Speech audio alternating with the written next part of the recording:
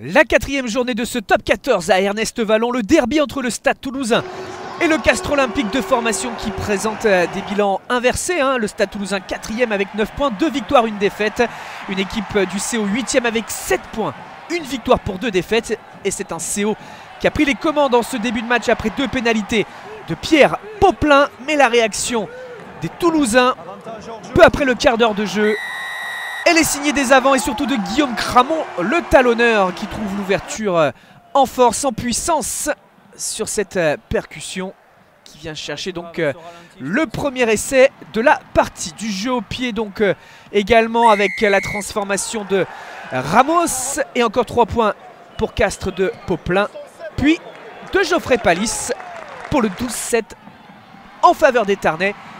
Quasiment au niveau de la demi-heure de jeu et quelques instants plus tard, encore une fois Guillaume Cramont dans le même registre qui va chercher le doublé en puissance, en force, lancé qui tend bien le bras et qui dépose ce ballon. 14-12 après la transformation, encore une fois signé Ramos. Et l'inévitable Guillaume Cramont, l'homme de cette première période, inévitablement, le triplé, le premier triplé dans sa carrière, qui marque un 3e essai. Et à la pause, bien que malmené, le Stade Toulousain mène donc 19-12. Forcément, on apprécie du côté de la famille Marchand de voir un talonneur briller et marquer 3 essais.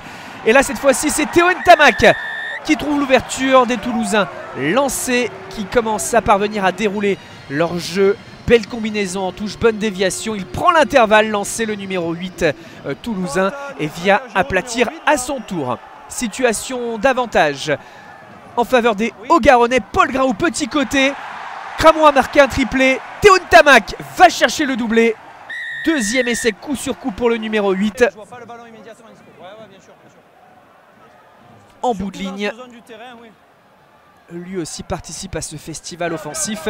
Castres avait rivalisé en première période, mais les Tarnais sont en grande difficulté dans cette seconde période. Cette fois-ci du jeu de mouvement des espaces. On va à l'aile. L'accélération de Mathis Lebel qui vient aplatir là aussi. Pas forcément la finition la plus évidente pour lui. Sous cet angle, c'est encore plus clair de voir les espaces au large, mais ça s'était refermé. Il parvient à prendre un intervalle pour aplatir Mathis Lebel. Dans les 20 dernières minutes de ce match, Théo Ntamak qui sert le frangin Romain Ntamak. Et c'est Pierre-Louis Barassi qui finit l'action. Autant jusqu'à présent on avait vu les avants à l'œuvre dans la finition, autant là dans cette seconde période c'est du jeu de 3 quarts qui permet aux Toulousains de finir les coups. Encore une fois des belles passes, du jeu debout et Pita qui aplatit à son tour. Festival offensif à Ernest Vallon. Pita qui en force vient déposer la gonfle. On est après la sirène, ils ne sont pas rassasiés les Toulousains, ils devaient une revanche à leur public.